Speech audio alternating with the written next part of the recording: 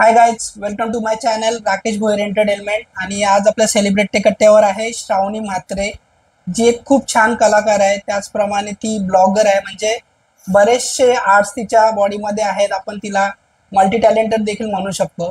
आणि त्याचप्रमाणे तिने खूप सारे यूट्यूबचे प्रोजेक्ट केलेले आहेत.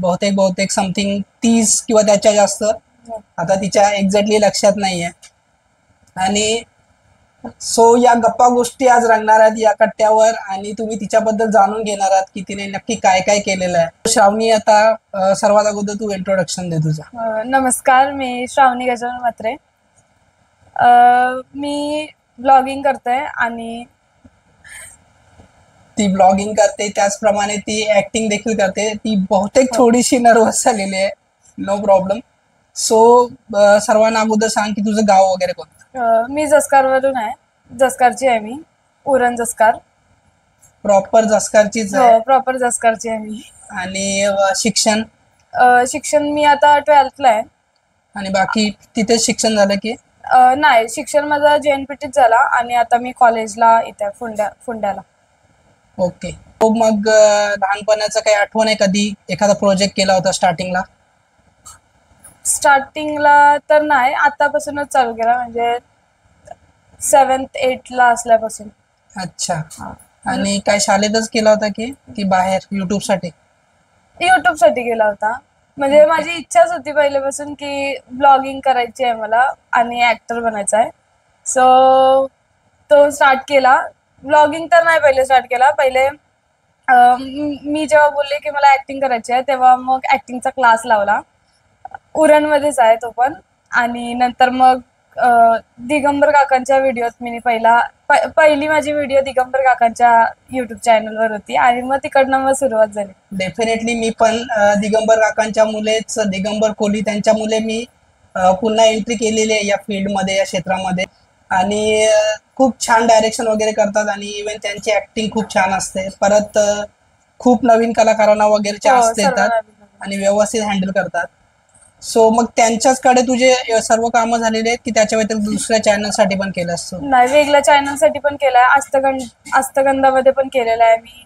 परत जी अमन वास्करची पिक्चर आहे त्याच्यात पण एक रोल केलेला होता. अच्छा, तो काय नाव होतं त्याचा? सपान मध्ये. सो ते पिक्चर नाही आलं बहुतेक? नाही आलं, पेंडिंग मध्ये. हो, पेंडिंग मध्ये. ओके. आणि तू दुसरा पण एक काहीतरी फील्ड केलं होतंस मला वाटतंय, मूवीची शूट कुठेतरी तुमची झाली होती? हो, पुण्याला मूवीची शूट झालेली. लीडच रोल होता, बट त्याची पण अजून शूट चालूच आहे. म्हणजे ऑल ओव्हर 50% तरी झाली आणि अर्धा शूट आता ग्वालियरला चालू आहे. सो बघू आता कधी येते. सो ऑल द बेस्ट तुला. आणि डेफिनेटली मूवीच्या शूट्स अशा लेंथीच असतात, कारण पटकन सर्वच काही होत नाही. आणि आता मी जस्ट बघितलं इन्स्टावर वगैरे, तुला काहीतरी ट्रॉफी भेटली खूप मोठी. हो, ती रायगड रील स्टार स्पर्धा होती, त्याच्यात 2nd नंबरची ट्रॉफी भेटली. ओके. सो आता मला सांग, अमन वास्कर बरोबर काम केलंय, दिगंबर दादा बरोबर केलंय, बाकी कोणाबरोबर केलंय असं ज्याचं एक फेमस फेस वगैरे? पिक्चर मध्येच आहे ते श्रीपाद पानसे सर, त्यांच्यासोबत काम केलेलं आहे. ते मराठी ऍक्टर आहेत, मराठी सिरियल मध्ये असतात ते सर्व. ओके. सो शूटिंग जी तिथली शूटिंग असते जी मूवीची आणि युट्यूब चॅनल साठी जे प्रोजेक्ट वगैरे होतात, त्याच्यामध्ये काय डिफरंट तुला असं वाटतं खास? हो, डिफरन्स तर असतं, कारण पब्लिक आणि माहोल वेगळा असतो थोडासा, आणि जो आपण करतो तो एकदम फ्रँकली असतो. ओके. म्हणजे तिथे जे पाहिजे ते पाहिजेच, म्हणजे तिथे कॉम्प्रोमाइज नसतो? नाही, कॉम्प्रोमाइज बिलकुल नसतो. डायरेक्टरला जे हवंय ते तुला डेफिनेटली तिथे द्यावं लागेल. हो. ओके. आणि मग कम्फर्ट कुठे वाटतं जास्त, युट्यूब प्रोजेक्ट साठी कम्फर्टेबल वाटतं की मूवी साठी? युट्यूब प्रोजेक्ट साठी वाटतं, कारण मूवीला रात्रभर काम करावं लागतं आणि थांबावं पण लागतं बरंच. खूप थांबावं लागतं, कारण आपला शूट येईपर्यंत आपण फक्त तिथे बसून राहायचं फक्त. आणि तो शूट कधी येईल ते पण डेफिनेटली माहिती नसतं. हो, कधी रोल लागेल ते माहिती नसतं. कारण मला मूवीची ऑफर आली होती आणि एक सिरियलची पण होती, पण अनफॉर्च्युनेटली मी जाऊ शकलो नाही, थोडा फायनान्शियल इश्यू वगैरे तेव्हा खूप अगोदर. या गोजीरवाण्या घरात तिथून ऑफर होती मला. सो मला थोडी आयडिया आहे त्याच्याबद्दल. आणि मी 3 वर्ष असिस्टंट डायरेक्टरचं काम पण केलेलं आहे. सो थोडी कल्पना आहे मला. आणि बाकी आता सध्या काय चालू आहे रनिंग मध्ये? आता सध्या ब्लॉगिंगच चालू आहे, म्हणजे शॉर्ट्स वगैरे सर्व ते.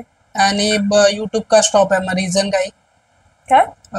प्रोजेक्ट युट्यूबचे हो, जे व्हिडिओज आहेत ते स्टॉप काय, म्हणजे त्याच्या मागे काय कारण? स्टॉप माझी आता एक्झाम चालू होती आणि त्याच्यामुळे थोडा टाइम नाही भेटला. आणि थोडा माझ्या आईचा पण थोडा इश्यू झालेला, बट आता थोडाफार ठीक झालाय तो. मेडिकल इश्यू होता मेडिकल त्यांच्या इश्यू होता, आईचा. म्हणून लाईट फेस नव्हता करता येत मला.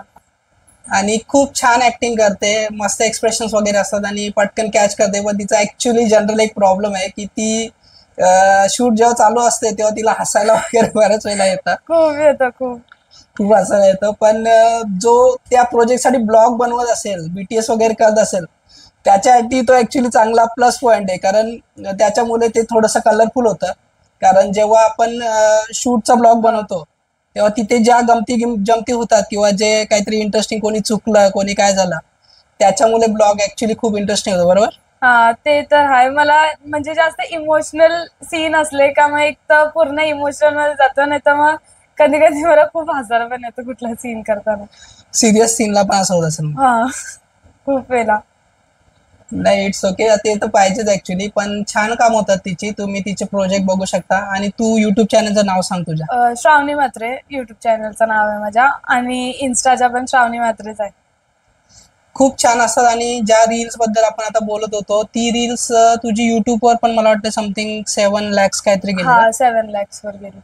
खूप छान शॉर्ट्स झालेला आहे तिचा तो, तिने युट्यूबवर टाकलेला आहे. तिच्या युट्यूब चॅनलवर तुम्ही जाऊन बघू शकता. आणि त्याचप्रमाणे इन्स्टावर देखील एक वेगळी रील्स होती, पण कॉन्सेप्ट जवळजवळ नवरात्री मधलाच होता. हा, दोन्ही पण नवरात्री मधलेच होते कॉन्सेप्ट. खूप छान झालं दोन्ही पण. आणि त्याच्यामध्ये जे तिचे एक्सप्रेशन होते जेव्हा ती देवीच्या रूपामध्ये तू आहेस, हो, तेव्हा ते एक्सप्रेशन खूप छान होते. खरंच मस्त वाटले, कारण मी देखील ती रील्स बघितली. तुम्ही देखील डेफिनेटली तिच्या युट्यूब चॅनलला व्हिजिट करा, तिच्या इन्स्टाच्या आयडीला व्हिजिट करा आणि तिला फॉलो करू शकता. बाकी आता जनरली फक्त ब्लॉगिंग चालू आहे, म्हणजे जसा टाइम मॅनेज होईल तसं. हो, म्हणजे कुठं बाहेर गेलो, काय गेलो का ब्लॉगिंग. आणि म्हणजे जेव्हा टाइम मॅनेज होतो तेव्हा मेकअप करून शूट वगैरे, रील बिल ते चालूच असतं. ओके. आणि फ्रेंड सर्कल मध्ये काय बसा चिल टाइम वगैरे, कुठे जाणं फिरणं वगैरे? हो, जातो. त्या दिवशीच आम्ही गेलेलो इथे पांजाला, सर्व फ्रेंड्स होते ना, तर मग तिथे गेलेलो पांजाला. ओके. आणि बाकी असं लॉंग कुठे केले, आउट ऑफ महाराष्ट्र वगैरे किंवा काय आतापर्यंत कधी? याच्या नाही, अगोदर फ्रेंड सोबत तर नाही केलं, बट फॅमिली सोबत केलं. कुठे कुठे? दिल्ली, हरियाणा, अमृतसर. ओके. हा, तिथे. Golden temple. हो, गोल्डन टेम्पल. ओके. सो म्हणजे फिरायला आवडतं? हा, फिरायला खूप आणि आवडतं. फॅमिली पण सर्व इंटरेस्टिंग असते फिरायला म्हणजे? हा, फॅमिली सर्व इंटरेस्टिंग असतात. श्रावणीचे पप्पा वगैरे नेहमी तिच्या बरोबर असतात जेव्हा पण शूट्स वगैरे असेल, जेव्हा पॉसिबल असेल, किंवा तिची बहीण वगैरे पण येते. आणि खूप छान फॅमिली आहे, एकदम मिळून मिसळून राहतात. आणि त्यामुळे तिचे ब्लॉग्स देखील तेवढे छान होतात, कारण सपोर्टेड आहे सर्व. तिची बहीण देखील तिला खूप सपोर्ट करते हो. या सर्वांमध्ये. बाकी अजून हे सर्व झालं, मग आता परत काही विचार केलाय परत यायचा 12वी नंतर, किंवा काय ठरलंय युट्यूब कडे? हा, ब्लॉगिंग तर ते चालूच राहील आणि सर्व. ऍक्टिंगचं? ऍक्टिंगचा म्हणजे जसं भेटेल आता, काय आता फील्ड मग चूज कॉल वगैरे येतात कोणाचे, ऍज अ डायरेक्टरचे वगैरे कॉल येतात, की तुझ्यासाठी रोल आहे वगैरे असे मध्ये कॉल येत असतील? नाही, ते तेवढा तर नाही केला अजून. नाही नाही, म्हणजे तुला कॉल वगैरे कोणाचे फोन येतात का, की बाबा श्रावणी तुझ्यासाठी काम आहे किंवा आमचा प्रोजेक्ट चालू आहे, तू येणारस का वगैरे असं काय? नाही, तेवढा तर डीप मध्ये नाही अजून केला. सो गाईज, बाकी तू सांग तुझ्याबद्दल काहीतरी पर्सनली, म्हणजे फूडी आहेस का? हो. असतंय. ओके. सो काय खायला आवडतं तुला? घरातलं तर नाही, बाहेरच सर्व आवडतं. Means pizza, burger, burger? KFC वगैरे सर्व ते. ओके. आणि ट्रेडिशनल डिशेस मध्ये असं काय, पंजाबी वगैरे किंवा काय धाब्यावर वगैरे जेवायला आवडतं असं काय? पुरणपोळी. ओके. पुरणपोळी खायला आवडते, हो. बनवायला येते का मग? नाही, बनवता नाही. सो गाईज, आम्ही आगरी कास्ट मधून आहोत आणि आमच्या कास्ट मध्ये जनरली तांदळाची भाकर, हो. चिकन, मटन, मच्छी ही आमची स्पेशलिटी आहे. हा ते तर खूप आवडतं. ते हसलं का मग जेवायलाच मजा येतं. मग ते तेव्हा मग बाहेरच्या गोष्टी आठवत नाही, तेव्हा मग घरातलंच चला जेवण ते म्हणजे आहे मस्त बाबा असतं. काहीतरी चांगले गुण आहेत. सो नाही खरंच छान असतं. तुम्ही पण खाल्लं असेल तर तुम्ही कमेंट मध्ये नक्कीच सांगू शकता हा. की आगरी कोल्यांचं जेवण खूप स्पेशल असतं. हो. आणि आमच्या इव्हेंट घरी जे काही कार्यक्रम होतात आपल्याकडे ते देखील खरंच खूप स्पेशल असतात. जसं की हल्दी असेल किंवा जे पण काही असेल, एखादा गेट टुगेदर जरी असेल तरी सर्व मस्त एन्जॉय करतात. हा. आणि आता फ्रेंड सर्कल सध्या टच मध्ये आहे. कॉलेजच्या व्यतिरिक्त जुने लहानपणाचे फ्रेंड्स वगैरे कोणी आहेत लिमिटेड? हो आहेत.